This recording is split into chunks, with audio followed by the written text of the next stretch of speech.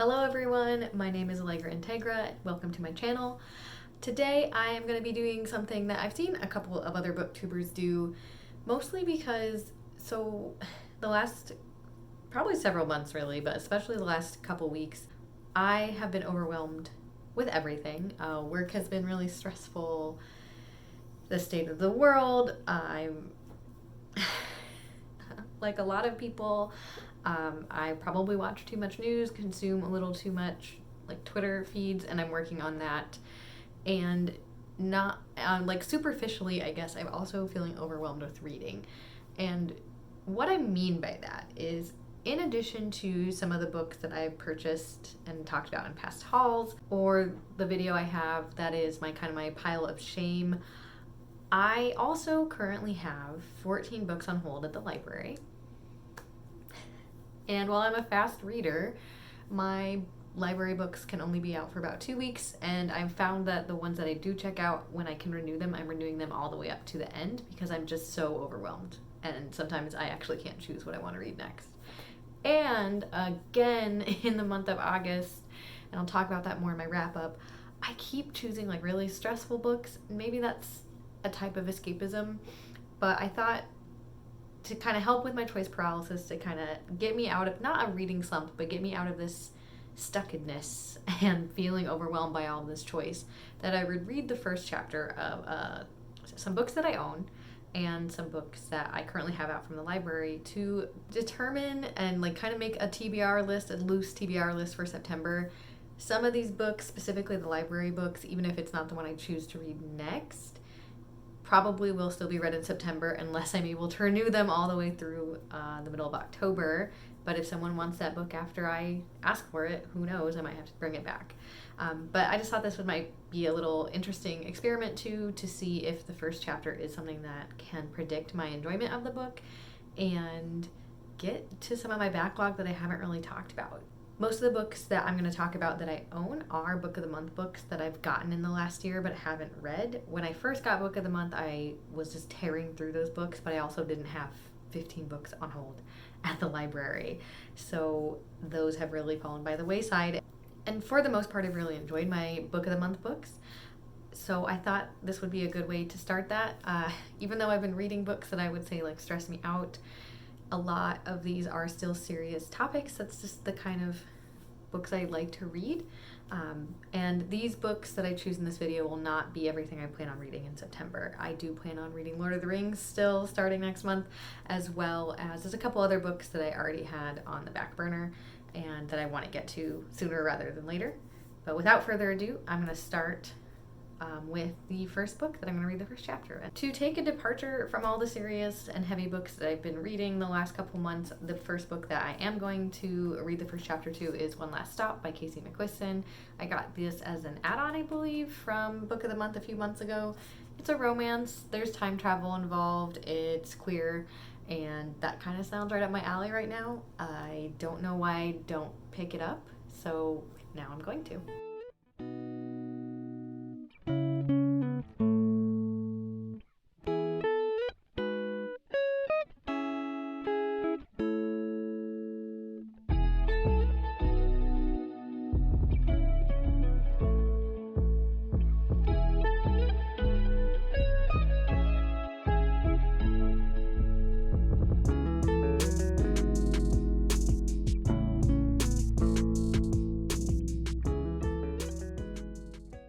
So I just finished the first chapter and I realized two things, actually. I didn't really explain what this book is about before I got to the first chapter, and I should probably be wearing my glasses if I'm going to be reading this much.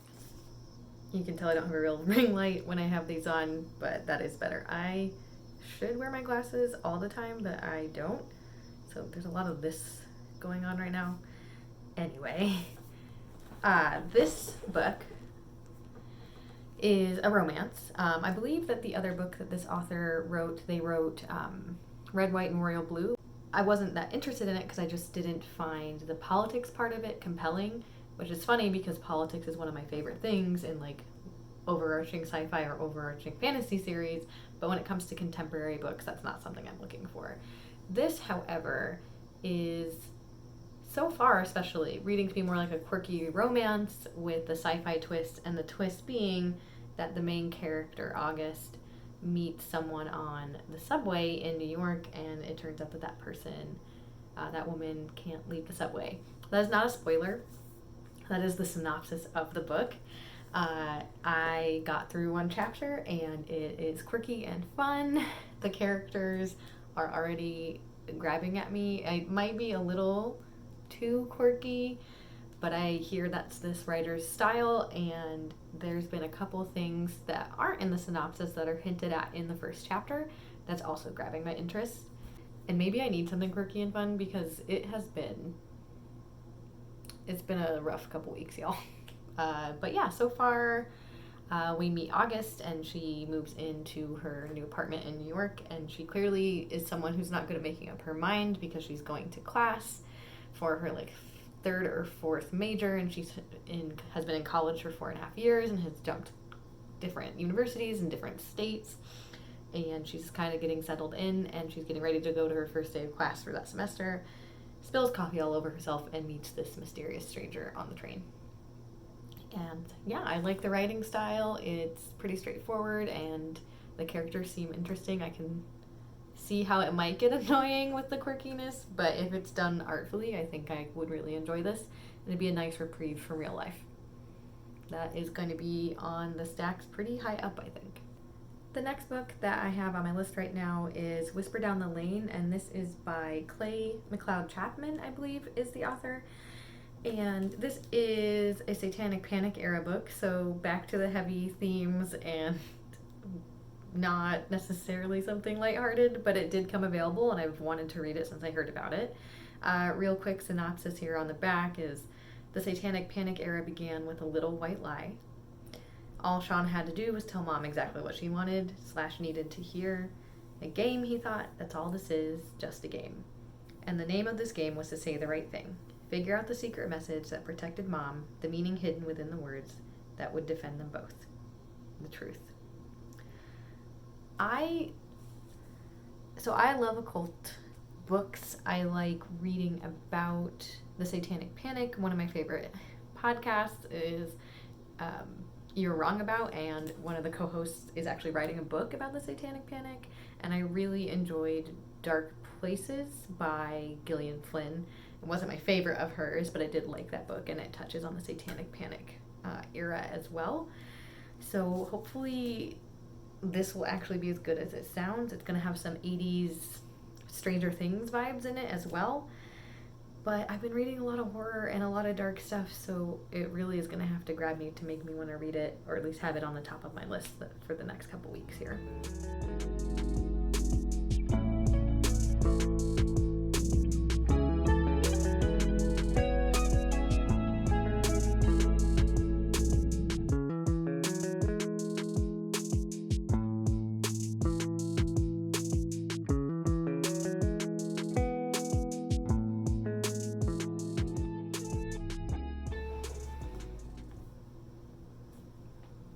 So it starts off, it's intriguing. It's an intriguing first chapter. It's a heavy first chapter. And I was a little wrong that it's all set in the 80s. This is actually going to go back and forth between, I believe, 2013 and the early 80s, following, so far, a main character named Richard, who is currently a teacher at a school, and discovers the really grisly scene. And I'm not going to get into details because it might be upsetting to some people, but if you are interested in this, huge content warning right away for death of an animal. While I do want to read this and I find it interesting, and it sounds like there might be some revenge plot or reality to the satanic aspect of this, I don't know. I don't know if this is the right book for me to follow up starting my September reads. Maybe it'll be something I can renew and read in October. I do want to read it. I think it's really interesting, but right now this is going to be on the lower end of my choices. Now I'm going to read the first chapter of The Immortalists by Chloe Benjamin. I have owned this book. I think I bought this for myself as part of my book haul for my birthday in 2020. I spent a lot of money on books for myself. My birthday was about a month after all the quarantine stuff happened, and I wanted to have some distracting books, and I've only read a few of them that I purchased now, so it's probably about time I get to them. This is also set in New York City, so I'm seeing a theme with the books that I own, and the word has spread of the arrival of a mystical woman, a traveling psychic who claims to be able to tell anyone the day they will die. The Gold Children, 4 adolescents on the cusp of self-awareness, sneak out to hear their fortunes. And the basic gist is that these children get their fortunes read by this person, and they know when they're going to die, and then you follow their lives up until that point. So again, heavy books. That's the stuff I usually choose. I have heard mixed reviews about this book. I've been wanting to read it still. I think it's really intriguing. I think it could be done in a really interesting way, because if you already know how the characters' lives are going to end, what is the point of the book, and how does it, not the point, but how do you keep up tension, and how do you keep up interest in following the story and how it weaves, and whether or not it's actually true. It does sound like it's true. This says it's a dazzling family love story and a sweeping novel of remarkable ambition and depth, and it's not even 400 pages, so I'm really interested to see how that pans out. So this one, I'll read the first chapter and see if it's not too heavy for me.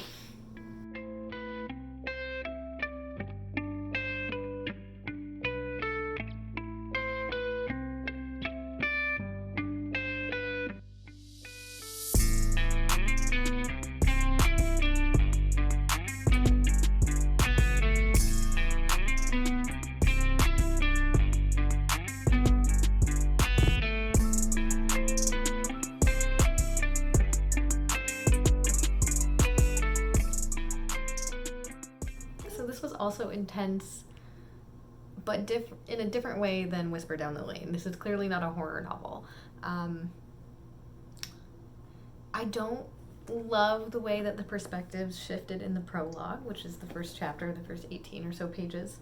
It could just be because I'm reading several different books, first chapters in a row, so maybe my concentration isn't as good as it should have been. Maybe this wasn't the best idea, but I thought I'd try something different.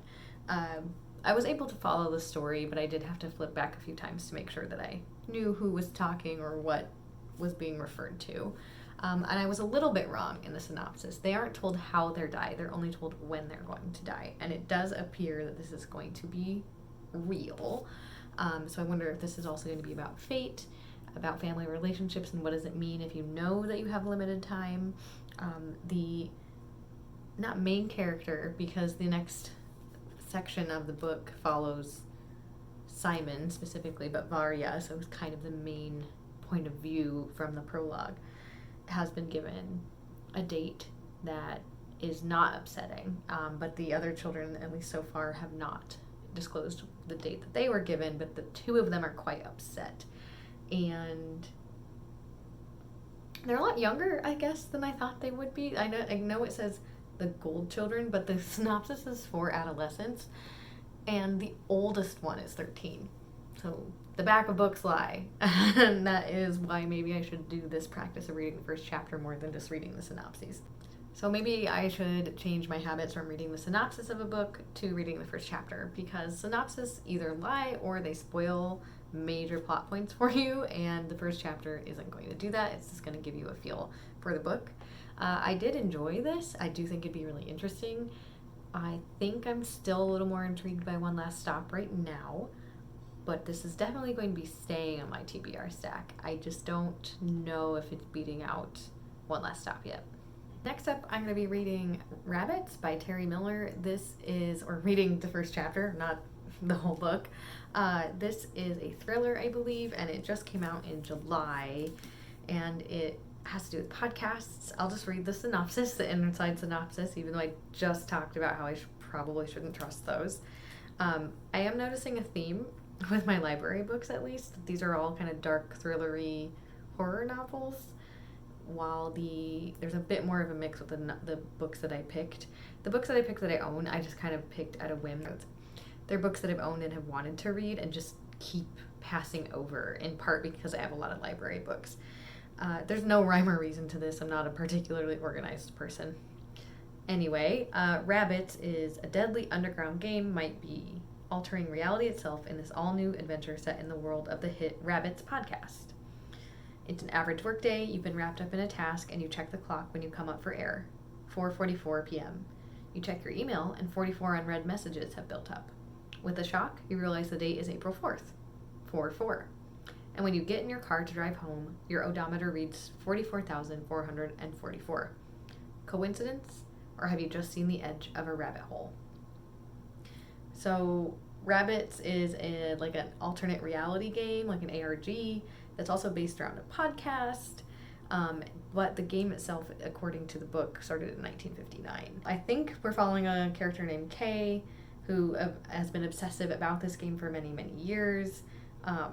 People have died playing this game in the past. It's not something to be taken lightly.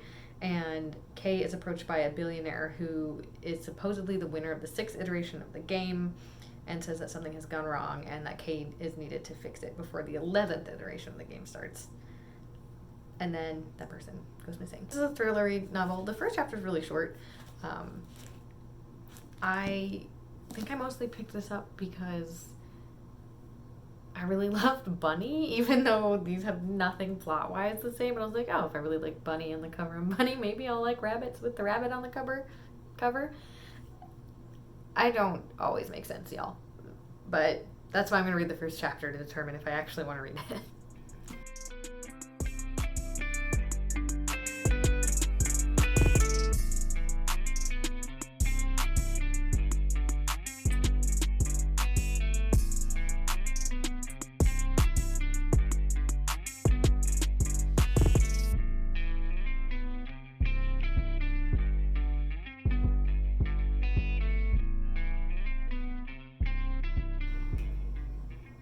I feel like this first chapter tries too hard. I know it's a thriller and it's supposed to get you right away, but the writing style isn't grabbing me. I think that you're just listening to Kay have a meeting with people talking about the 11th iteration of this game and whether or not this actually happened. And there's lots of little bits and pieces about characters that might be intriguing in the future, as you'd want to see in a first chapter. But I mean, it's only 14 pages long, and I was getting bored. It might just be that I'm not in the mood for this style of book right now.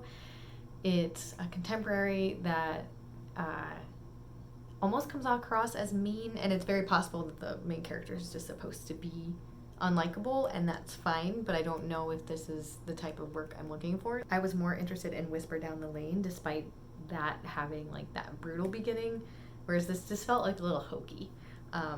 So this is definitely not going to be the book that I choose to start September with.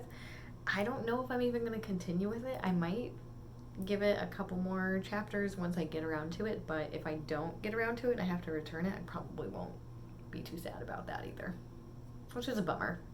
The next book that I'm going to read the first chapter for is The Death of Vivek Oji by Akweke Emezi. I haven't read anything by Emezi yet, but I really wanted to. I'm so excited for this. I almost feel like I should probably just read this one, but I know that it's dark and I know that it's sad, and I at least want to give the first chapter a go to see if it's something that it's going to grab my interest and make me want to go through something so sad. This is a story that, as kind of given away by the title, revolves around what happens after someone has died, specifically when a family loses a child, someone who isn't very old. I believe Vivek Oji is an adult, but a young adult. He is a young adult on his death. And his mother finds him dead, and his father hasn't really been around, and they're trying to put together who Vivek really was and why they didn't know who he was in life, and they were only finding these things out after his death. I've heard it's really sad, but that intrigues me. I love those kind of stories, and I've heard so much good things about this author that it's kind of upsetting to me that I haven't read anything by them yet. So like with everything else in this video, I'm going to read the first chapter and see where it takes me.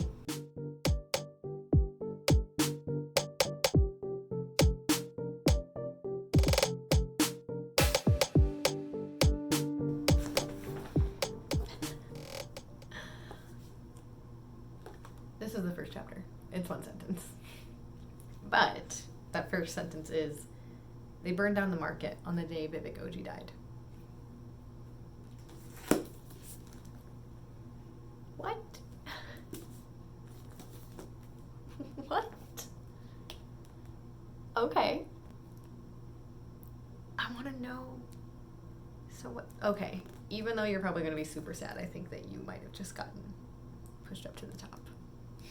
I know I have 7 books behind me. I can't tell if you can see them back there, but I think I'm only going to do 6 just for the sake of brevity, and also I'm getting a headache, and I think 6 books is plenty to choose from. I do plan on choosing one of the library books and one of the owned books to read to add to my September TBR.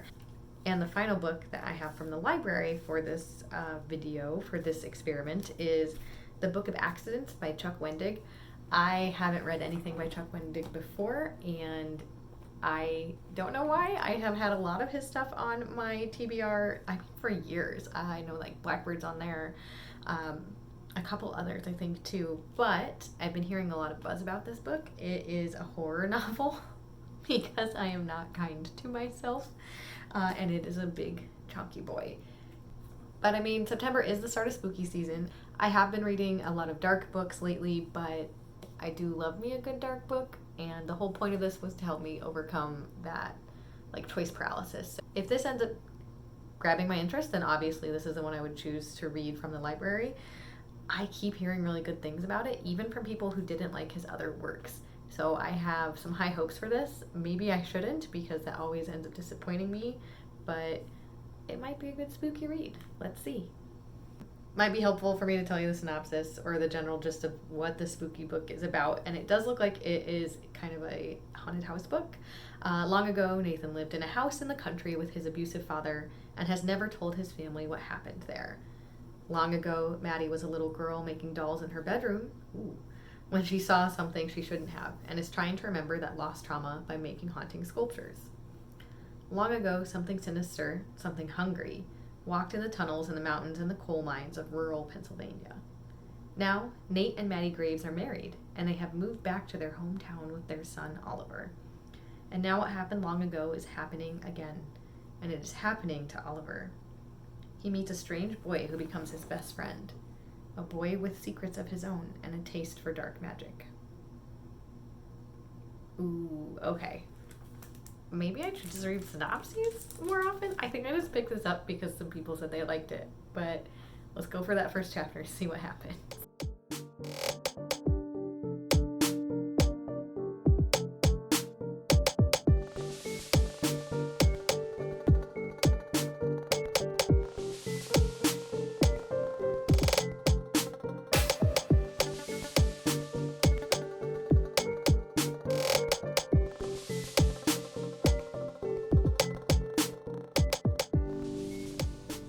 Okay.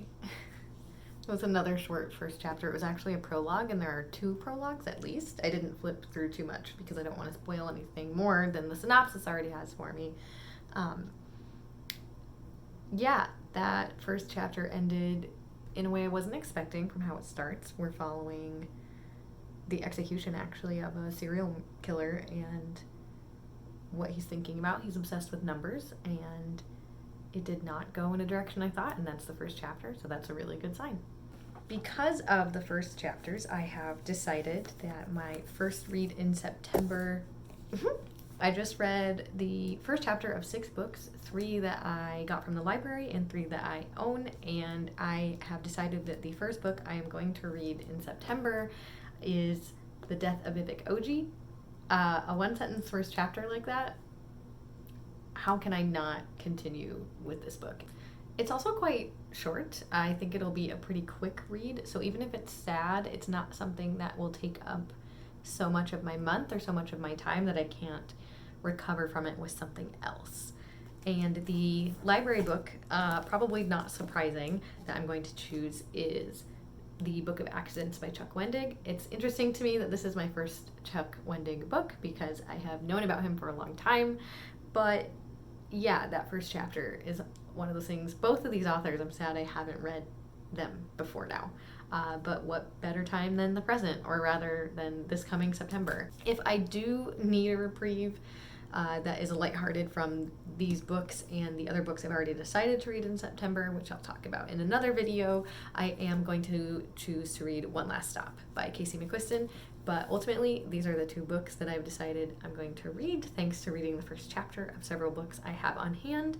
That's all I have for you today, and I will see you next time. Bye!